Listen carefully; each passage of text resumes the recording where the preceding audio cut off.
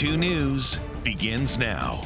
Thank you for joining us on KREM 2 Plus. I'm Tim Pham. This is your KREM 2 News Week in Review. Join us as we take a closer look at some of the biggest stories in the Inland Northwest this past week.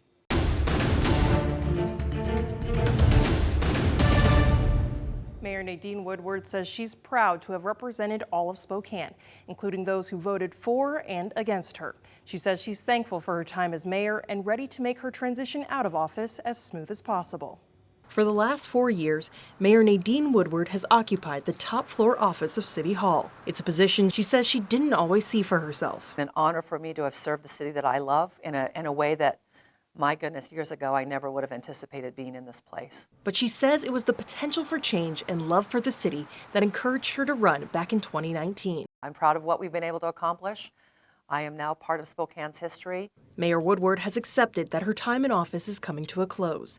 She says she looks back on her 4 years as mayor proudly. She sees some of her biggest achievements in tackling the local homelessness crisis. Regional Homeless Authority, I think that's one of the biggest initiatives and the thing that I'm really proud of. We've also opened up a number of shelters since I've been in office. She says she and her administration have done great work while navigating the city through incredible challenges. The global health pandemic, a summer of protests, our first riot, a housing crisis, unprecedented workforce shortages, inflation, and Camp Hope. We've created opportunities where there were challenges. She says she believes there's more that can be done in creating more affordable housing. This could be a potential future focus for the projected mayor-elect. Lisa Brown's administration says she's already begun her first series of transition calls with the city. She was unable to provide additional comment Tuesday. Mayor Woodward says she's focused on ensuring a smooth and informative transition of power. This job is all-consuming. It really is. It's a huge privilege. And she says there's still work to be done before she closes the door on her chapter as mayor of Spokane. Mayor Woodward says she's still figuring out her next steps. She says her immediate plans after office will include spending time with family and friends. In the studio, Janelle Finch, KREM 2 News. He's been with SPD for nearly 30 years and served as chief for the last 7. At the end of the year, Craig Midel will put down the badge. The timing just seemed right. But the timing can't be ignored. You're stepping down the day before Lisa Brown will be sworn in as Spokane's next mayor. Would I be sitting here with you right now having this conversation if Nadine had won re-election? In fairness, I may have stayed a little bit longer. But what's a little bit? A few months longer. Really, just a few months? Maybe a few months longer. Midel says change and new perspectives can be healthy for a police department, but a new leader will face the same challenges. The reality is we need at least another 200 officers to get to the national average. That's a lot. That is a lot of officers, and it's not cheap. 2024 is going to require a lot of time looking at the budget and coming up with how do we first keep what we have, and then 2, if we want to expand, how do we afford that? And that's going to be a decision the mayor is going to have to make. Spokane, for the most part, is a pro-law enforcement community, and Midel says that support is one of the department's best recruiting tools. But others have been much more critical of Midel and his officers. I saw a post yesterday in response to your resignation calling your officers murderers and saying that you have, as chief, enabled them. I mean, what do you say to those people? We have to acknowledge that there are some people that no matter what we do, they're just not going to be happy with law enforcement. There's nothing we can do to make them happy with our job. The challenge for a chief is determining who are the ones that no matter what you do, you will never make them happy. That's just human nature. Versus who are the ones that aren't happy, they just want to see improvement or they want to be acknowledged, they want their concerns heard. What does it take to be police chief? And what is the next chief? What are the skills and knowledge that they'll need to have to sit at your desk? That's a great question. There's a lot of layers to being an effective police chief. One is you have to have common sense. You have to be authentic. And one of the things I tell all of our new supervisors, and I interview all of our new supervisors as well, be authentic. Don't try to be something you're not, unless you're a jerk. And if you're a jerk, don't be authentic. Work on not being a jerk. And so I tell them all the time. But you also have to listen. You have to be able to hear from the community. You have to be able to hear from the department. Midel will step down December 31st and is recommending Assistant Chief Justin Lundgren become interim chief. It'll be up to Mayor-elect Lisa Brown to fill Midel's role, and council members will have the final say in who gets the job. Mayor-elect Brown will be able to handpick the chief that she thinks is going to be best for the city of Spokane and hopefully for the department as well. And they will be able to start day one working with her philosophy.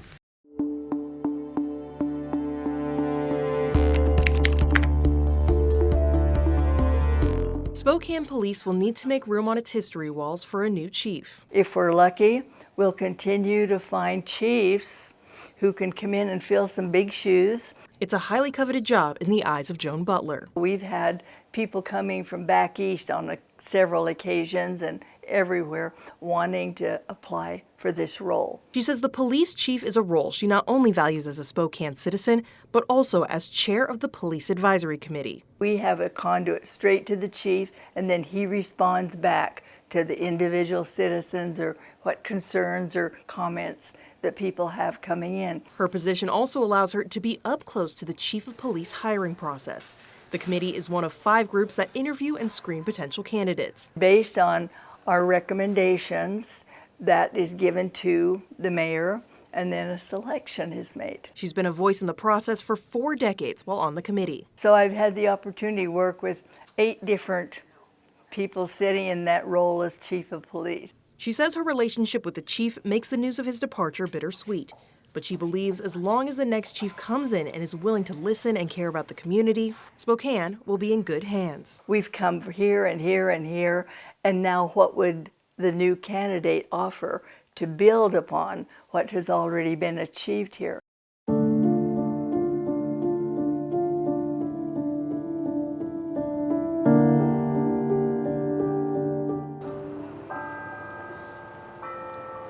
As bells on campus rang, hundreds of students shuffled silently onto the lawn outside the University of Idaho Administration Building. Today, we are gathered a year after an event that shook many of our lives. No words could make this day any less hard. Kaylee, Maddie, Xana, and Ethan still live on in stories and memories, and those were shared tonight by those who knew and loved them. Kaylee gave me this book my freshman year called The Sun and Her Flowers. In the book lies a page that states, despite knowing they won't be here for long, they still choose to live their brightest lives. Sunflowers. Kaylee's favorite flower was sunflowers. I think about this quote every day, and it almost feels like her future self was trying to tell me something, or that this was fate bringing this to me now. Candles lit the faces of students. Evil becomes much more real when it happens so close to home. They stood for a moment of silence for each victim. Seeing how our community has changed forever has been sad at times, but it has also shown the resilience and love that Maddie embodied every day. Once you lose someone you love, you gain an angel. We have 4 amazing angels watching over all of us every day. And students were told to take those candles home and light them every year on this day. Reporting in Moscow, Kyle Simchuk, KREM 2 News. This is the tattoo that I got to remember Maddie. Maddie Mogan She is my little angel. has always been her dad's angel. Having her in my life got me through a lot of dark moments. Maddie is Ben's light, his reason to live. Well, I wouldn't be here without her. Here, living his life, but also here And hot, not iced, please. at this Coeur d'Alene Starbucks. The last time that we ever went somewhere together, it was here. There used to be a table right over here, and that's the one that we sat at. Yeah, every time I even drive by here, I think about just how much I wish she was here with us. Now Maddie's presence is what keeps Ben going. She was the best child I could have asked for, and yeah, we miss her so much. How are you doing 1 year after? Yeah, we're hanging in there. We've spent a lot of time, together and thinking about Maddie and just trying to live our best lives that she would want us to live, A life honoring the light Maddie started shining since the day she was born. Bright and funny and, and just fun. She was a fun person to be around. She always had lots of friends, and yeah, she loved music. That she probably got that from me. Do you remember what it was like hearing that your daughter was going to be a vandal? Yeah, I was excited. It was going to be close enough that we'd be able to see her. You know, she could come home on weekends, and yeah, but still, it was going to be far enough away that she could feel like she was living her own life and being independent. Last spring, Maddie earned her posthumous degree in marketing. I hereby confer upon Madison May Mogan the posthumous degree earned. They didn't just give it to her because they were trying to be nice. She earned all those credits, and she got that degree, and yeah, we're so proud of her still. She had such a bright future ahead of her, and yeah, we just miss her every day. Every day since he first got the call 1 year ago. I got a couple calls, one from my mom and then one from Karen, and they were right back to back. I mean, the worst things came to my head, but it still wasn't as bad as what it ended up being. That day we remember, November 13th, cold and dark, both literally and metaphorically. Yeah, it's just horrific. I hope no one ever has to go through something like that. But now even Maddie's name, Maddie May, a symbol of light and kindness. Maddie May Day is something that my sisters came up with. We just wanted to have her birthday, May 25th, be a day that we celebrate and that makes people's lives better in the name of Maddie May. A bright spring day that Maddie's legacy makes even brighter. And so every year on that day, we're going to just do a random act of kindness. Spreading the light Maddie touched so many with. I'll have people come up to me even now, a year later, and say, hey, I just wanted to tell you how much Maddie meant to me. I didn't realize how many lives that she was able to touch in her short life.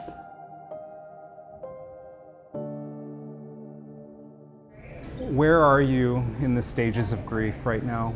I've been able to keep my head up. It's really easy to spiral down after something like this. 365 days missing milestones with his Maddie May. It's why he holds things like this close to his heart. She wrote, Happy Father's Day. I hope you have the best day. I can't wait till we can hang out again soon. This was the last Father's Day card Maddie gave her dad. I'm proud of how far you've come. Thank you for always encouraging me to do my best. Love you lots and lots, Maddie May.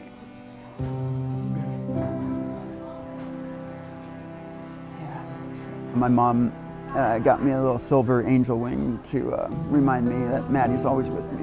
When I feel that she's looking down on me or that she's there with me, I say it out loud. I say, I love you, Maddie, or I say, hi, Maddie, or something like that, so that maybe she can know that I'm thinking about her and how often I think about her. Because there's not a, yeah, she's always on my heart. Her presence lighting Ben's path, even 1 year later. Yeah, so I tell her hi multiple times a day, and maybe she knows.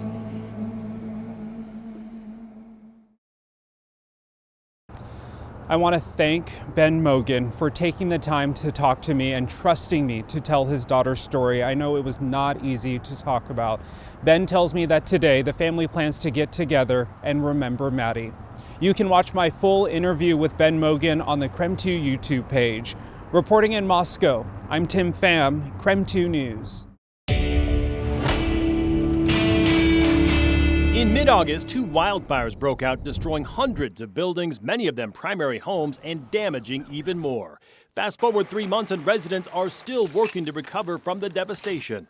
Several viewers have reached out to ask if homeowners insurance covers any damage from wildfires. To verify this question, we went to the nonprofit Northwest Insurance Council and David Fort, the senior policy advisor with the Office of Insurance Commissioner for Washington State. According to Fort, in Washington, wildfires are treated the same as any other type of fire that a homeowner may experience, like a kitchen or electrical fire. But what if the wildfire is human-caused or caused by lightning? Fort says there's no difference. Fire's fire, but the thing with wildfire is that it's always covered under any homeowner's policy. Landscaping is also covered under your homeowner's insurance. This includes any trees, plants, shrubs, or lawns that may have been destroyed. That, according to the Northwest Insurance Council. And if you're forced to evacuate your home, the NWIC says any additional living expenses are covered. They recommend keeping records of your expenses. So we can verify, yes, damaged or destroyed homes from wildfires are covered under standard homeowners insurance, even if the wildfire is human-caused. A week after those fires started, the state insurance commissioner issued an emergency order that would require all insurers to provide additional protections for policyholders. And that was really his design to just provide folks under a lot of stress and pressure and events time to get their insurance in order. Meanwhile, Fort says debris removal is the first roadblock homeowners face that could cause delays in receiving coverage. And insurance companies need to realize that testing for asbestos has to happen, and that is a covered cost. So we want insureds and insurance companies working together there. One final tip, Fort says homeowners should be communicating with their insurance companies and save all records so they have something to refer to as rebuilding continues.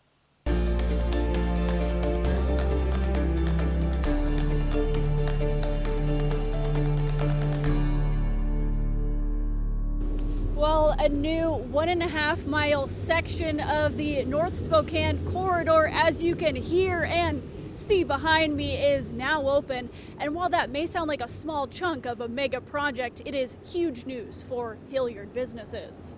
With barriers still up Thursday morning, Welsley Market looked much as it has for years. Hey, how are ya? A blockade for businesses like Ryan Miller's. Is it iced or hot? Things haven't been hot at Give It a Shot Coffee since Welsley closed.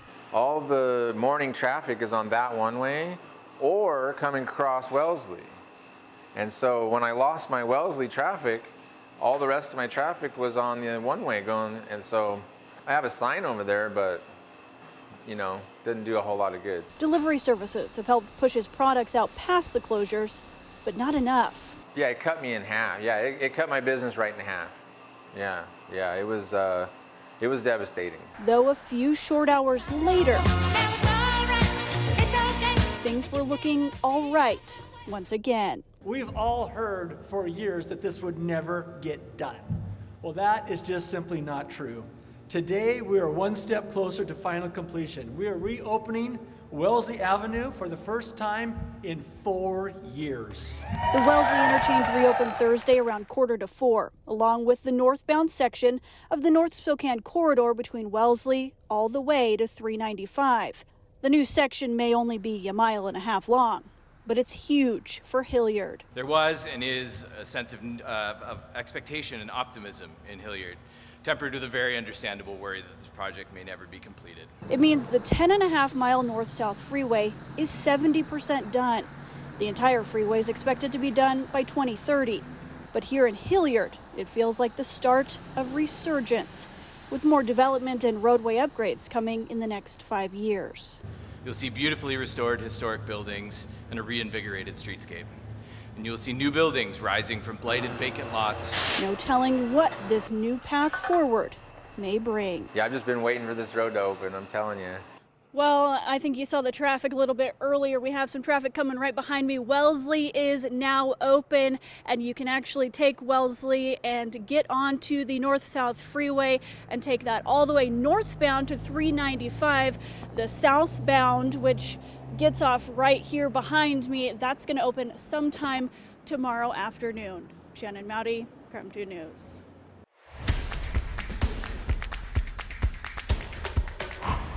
Whitman County Judge Gary Leiby ruled WSU and OSU will be the only members of the governing board of the Pac-12 after those 10 other schools announced they are leaving after August 1st, 2024. This court finds in favor that the plaintiffs are likely to prevail on their interpretation of the bylaws. The parties' prior course of conduct uniformly supports the plaintiffs. Judge Gary Leiby ruled WSU and OSU will now be the only governing board members of the Pac-12, saying conduct speaks louder than words. As an attorney for the two schools said departing members knew the consequences of announcing their departure. Parties are not allowed to just blatantly flip-flop on the meaning of contractual provisions just so they can have their cake and eat it too. Attorneys for the Pac-12 and departing schools voiced concerns WSU and OSU would take millions in conference revenue for themselves. Yeah, we have fear, uncertainty, and doubt from both the departing schools on the one hand and the plaintiff schools on the other. The judge ruled the other 10 schools must be treated fairly in any decisions the now Pac-2 makes. WSU President Kirk Schulz says he didn't know what to expect from court, but is ready to move forward on the future. We still got to work on what our football schedule looks like and what our conference partnership or alignment may look like. And I think over the next week or two, that's got to really be where we focus. And we do know an appeal is already being planned, according to an attorney for the University of Washington. In Whitman County, Shannon Mowdy, KREM 2 News.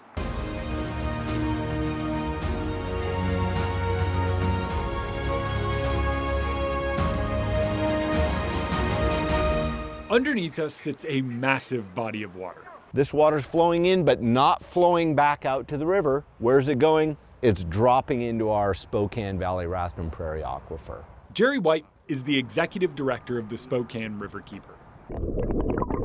About 1 billion gallons of water a day flow through any given spot on the aquifer. That aquifer stretches from Lake Pend Oreille down to Lake Coeur d'Alene, through Spokane Valley and Spokane to the Columbia Basin. It is the most important natural resource in our region, supplying drinking water for more than 500,000 people. The valley during the ice ages was filled with all of these cobbles that were transported in here that are the size of golf balls, grapefruits, right on up to refrigerator-sized rocks. The rocks below us serve as a bed of where we live. The water of the aquifer is moving between them. We're contributing to really major low flow events, and that does have a negative impact on our ecosystem. Jerry's talking about our draw from the aquifer. Think of it like getting your favorite summer drink on ice. You take that first sip and it's almost gone. Our use of water does that same thing to the aquifer levels. We're in the 98th percentile of water consumption in the nation. While 1 billion gallons of water a day flowing underneath us seems like an infinite amount, it's not. We use more water per capita in Spokane County than almost anywhere else in the country. The culprit really is single-family and multifamily residences irrigating green grass. Industrial manufacturing, hospitals, agriculture, and at-home water use have an impact on flow levels. But it's the overwatering of hundreds of square miles of green grass that takes a toll. About 250 to 300 gallons per person per day is used in Spokane County. A vast majority of that to water grass. The city of Spokane is really the first to implement drought measures that are based on river flow. River flow from aquifer input is vital for the ecosystem in our area, from fish and wildlife to recreation and agriculture. The aquifer below us plays a vital role in the health of the Spokane River and the water we drink. For KREM 2 News, I'm meteorologist Jeremy Legoo. Thank you for joining us here on KREM 2 Plus for a look at some of the biggest news stories of the past week. For the most current news throughout the weekend, you can watch our latest newscast right here on KREM 2 Plus. Just look for them in the bottom navigation menu. I'm Tim Pham. Thanks for watching.